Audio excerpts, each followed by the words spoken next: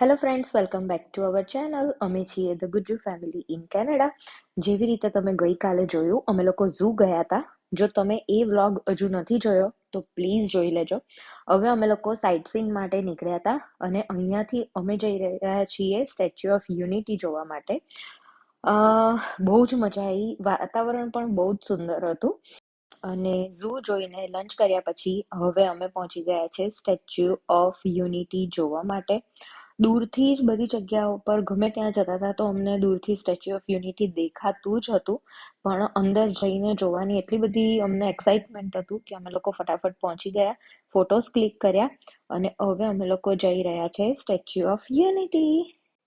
જો તમને અમારા વ્લોગ્સ ગમે છે અને હજુ સુધી તમે અમારી ચેનલને સબસ્ક્રાઇબ નથી કરી તો પ્લીઝ કરી દેજો. જો તમે અમને યુટ્યુબ પર જોઈ રહ્યા છો તો અમને ઇન્સ્ટાગ્રામ અને ફેસબુક પર પણ ફોલો કરજો. જો તમે અમને ઇન્સ્ટાગ્રામ પર જોઈ રહ્યા છો તો પ્લીઝ અમને યુટ્યુબ પર સબસ્ક્રાઇબ કરવાનું ભૂલતા નહીં. જતાની સાથે જ મૂર્તિ જોઈને બસ બધાના મોઢામાંથી એક જ શબ્દ સાંભળવા મળતો હતો કે વાવ. ખરેખર એટલું એટ્રેક્ટિવ આ નજારો હતો કે હું એને શબ્દમાં ગમે તેટલું વર્ણવીશ પણ એનો અનુભવ કરવો ખરેખર બહુ જ જરૂરી છે. આટલા બધા વિડીયોઝ જોયા છે મેં, આટલા બધા ફોટોઝ જોયા છે મેં, પણ જ્યારે અમે આ જગ્યાએ ફિઝિકલી પહોંચ્યા ત્યારે એનો જે એક્સપિરિયન્સ હતો એની વાત જ કંઈક અલગ છે. અને એટલી બધી આ જગ્યા વેલ મેન્ટેન કરેલી છે કે ચોખ્ખાઈનું બરોબર ધ્યાન રાખવામાં આવ્યું છે. એની પ્રોપર એ જળવાય એટલા માટે ત્યાં આગળ સિક્યુરિટી ગાર્ડ્સ એટલા બધા એલર્ટ હતા કે કોઈ પણ કદાચ કોઈને ના ખબર હોય અને ભૂલથી પણ ઉપર ચડવા જાય કે તરત એને સ્ટોપ કરે. It's really very good. હવે ઉપર ફોટો સેશન કરીને આવ્યા હવે નીચે અંદરથી લિફ્ટ લઈને આપણે ઉપર જઈશું સરદાર દાદાના ચેસ્ટમાં.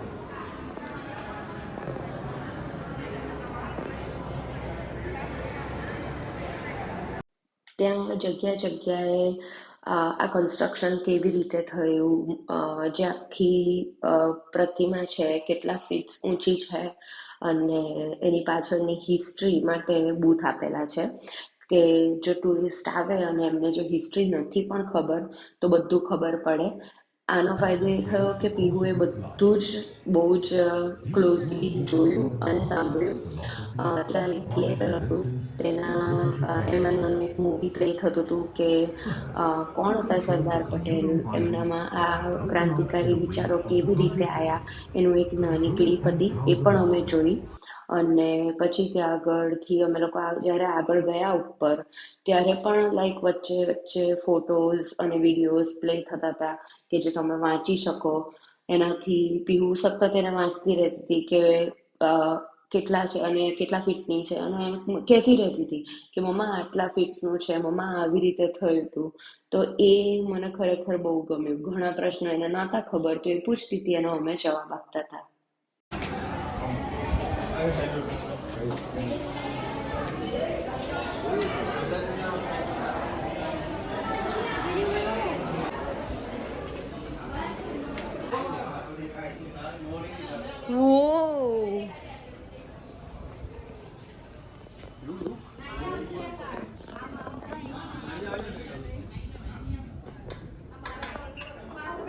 આપણે ચેસ્ટ આગળ છે.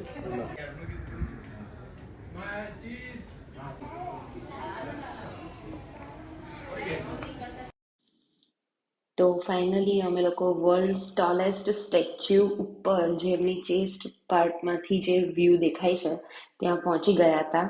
અને આ 182 મીટર્સ ઊંચું છે. આ સ્ટેચ્યુ સરદાર વલ્લભભાઈ પટેલના ઓનરમાં બનાવવામાં આવ્યું છે કે જે ઇન્ડિપેન્ડન્ટ ઇન્ડિયાના ફર્સ્ટ ડેપ્યુટી પ્રાઇમ મિનિસ્ટર પણ રહી ચૂક્યા છે. ત્યાંથી બહાર નીકળતાની સાથે એક જગ્યા હતી કે જો આપણે આપણા ભારતને બેટર પ્લેસ બનાવવું છે તો એમાં આપણે શું કરી શકીએ, શું વિચાર છે આપણો. એમાં એજ લિમિટ હતી એટલે 18 યર્સ નાખીને પીહુએ પણ એના વિચારો મૂક્યા. અગેન થોડાક આગળ જઈએ ત્યાં આગળ એક ગેમના ફોર્મમાં ઇન્ડિયાના થોડા ક્વિઝ ને એવું હતું. તો એ પણ એ રમી. અગેન એમાં પણ જ્યારે તમે રમતા હો તો ગમ્મત સાથે જ્ઞાન મળે એવી પ્રવૃત્તિ હતી. એટલે અમે ટાઈમ લઈને બધું જ પીહુને કરવા દીધું અને બધા જ છોકરાઓ બહુ ખુશ થઈ ગયા. ત્યાં અમે બહુ જ બધા છોકરાઓ જોયા કે જે પિકનિકમાં પણ આવ્યા હતા. તો વર્લ્ડનું ટોલેસ્ટ સ્ટેચ્યુ જોઈ અને અમે લોકોએ હવે સ્નેક ટાઈમ કરવો હતો અને અહીંયા પણ સ્ટારબક્સ હતું. તો વી થોટ કે લેટ્સ ગો ધેર, કેમ કે અમે કેનેડામાં વધારે સ્ટારબક્સમાં જતા નથી, ટીમ હોર્ટન્સ હોય છે. તો અહીંયા પણ જઈએ અને અહીંયા પણ બધા છોકરાઓને લઈને મજા આવે. ત્યાં પીહુને એક કેટ મળી અને એની સાથે રમીને પણ એને બહુ મજા આવી. ત્યાં રિફ્રેશમેન્ટ્સ લઈ અને અમે બહાર આવ્યા. અહીંયા અમે એક ફ્રેન્ડનો વેઇટ કરતા હતા કે જે વેન્કુવરથી આવ્યા હતા અને એમનો મેસેજ આવ્યો હતો કે અમે આવી રહ્યા છીએ, તો આપણે મળી શકીએ. તો આ જગ્યાએ અમે એમનો વેઇટ કરીને ઊભા હતા અને મળ્યા. એ પતાઈ અને અમે લોકો ગયા મેઝ ગાર્ડન, જે કિડ્સ માટેની એક એક્ટિવિટી છે.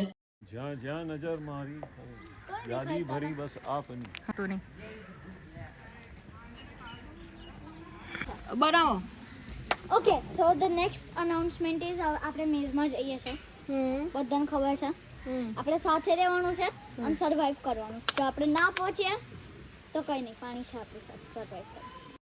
પછી ત્યાં એક નાની મૂવી થિયેટર જેવી જગ્યા હતી કે જેમાં મેઝ ગાર્ડન વિશે વધારે સમજાવવામાં આવ્યું છે ડિટેલમાં.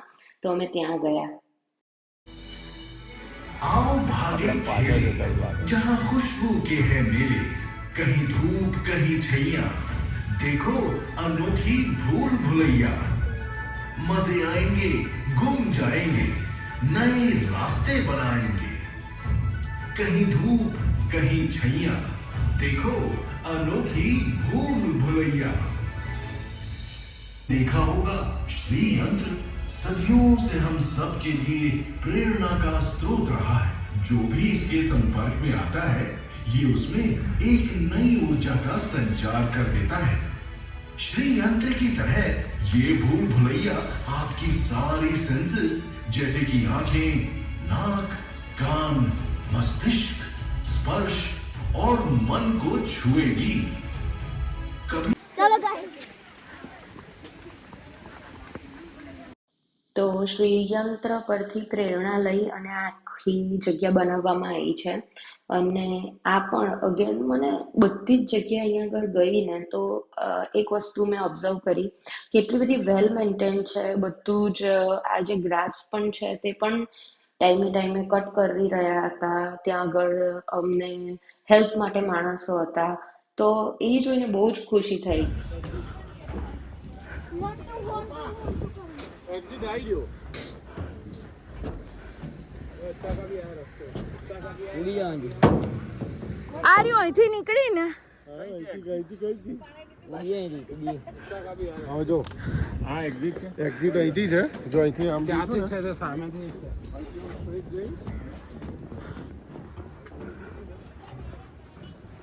તો અમે અહીંયા પહોંચ્યા હતા, આ વચ્ચે છે અને હવે એક્ઝિટ બાજુ જવાનું છે, એ શોધી રહ્યા છીએ. Go let's go. I am not giving up. I am an Indian. Papa straight keep going Steady, lead the way. કર, બધાને એન્કરેજ કર. We got this. Come on, come on. બસ ત્યાંથી રાઈટ લઈ લો. We got this. Woo! આવી ગયા બસ. 1, 2, 3. 1, 2, 3. Thank you.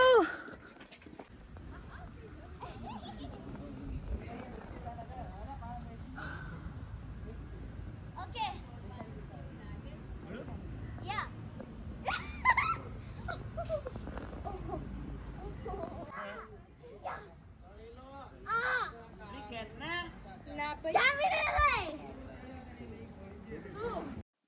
આખું maze garden ફર્યા પછી ત્યાં આગળ બધા ભેગા થઈને એક ઝાડ પાડતા હતા.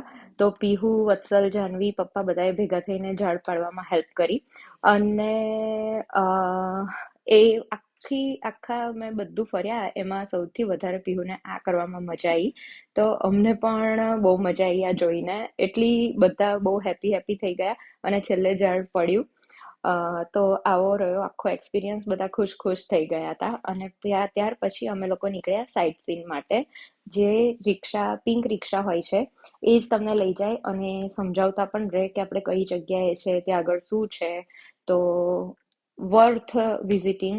અને એમાં પછી બહુ અમે લોકો ચાલીને થાકી ગયા હતા, એટલે આગળ અમે લોકોએ બસ જ્યાં અમને પિંક રિક્ષા લઈ ગઈ ત્યાં અમે ગયા. ઓહો, ઓ માય ગોડ, આ જો ક્રોકોડાઇલ પોઈન્ટ છે. અને હા, એક જ છે. એ બેઠો જો.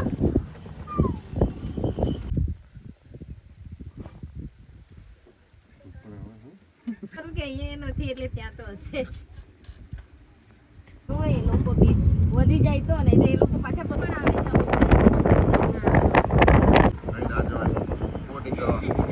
દિવાળીમાં બધું ફૂલ જ હોય. મેરેજ કરવા માટે બધા લોકો અહીંયા જ આવે. શું વાત છે? બહારના લોકો અહીંયા બહુ આવે મેરેજ કરવા માટે. શું? તો પડીએ ને હા, હા. એવી રીતના અમે લોકો ડાળીઓ હોય ને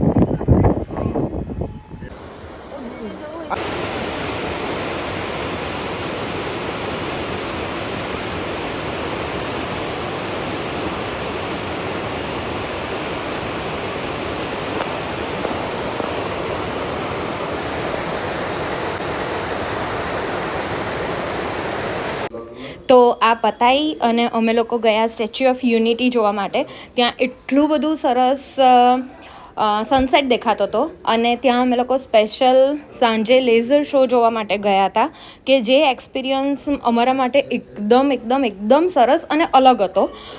જો તમે સ્ટેચ્યુ ઓફ યુનિટી જાઓ છો તો મેક શ્યોર કે તમે લેઝર શો તો ચોક્કસથી જોજો. અને હવે હું લેઝર શો બતાવીશ. હોપ કે તમને આ વ્લોગ ગમતો હશે. જો ગમે છે તો please like, share, subscribe, comment કરી દેજો. અને મને ચોક્કસથી કહેજો કે જો મેં કંઈ મિસ કર્યું હોય સ્ટેચ્યુ ઓફ યુનિટીમાં તો શું બીજું જોવા જેવું છે. તો બસ આ તો મારો આખો એક્સપિરિયન્સ. ફરી મળીએ ત્યાં સુધી. જય શ્રી કૃષ્ણ.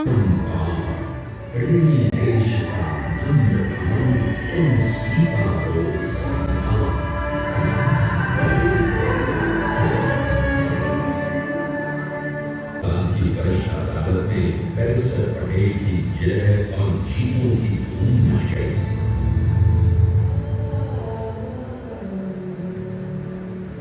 तभी एक युग पुरुष ने वल्लभ भाई के जीवन की धारा ही बदल दी। दक्षिण अफ्रीका में सत्याग्रह के अहिंसक अस्त्र से गोरे शाही काम कर सके। बाहों की लंबाई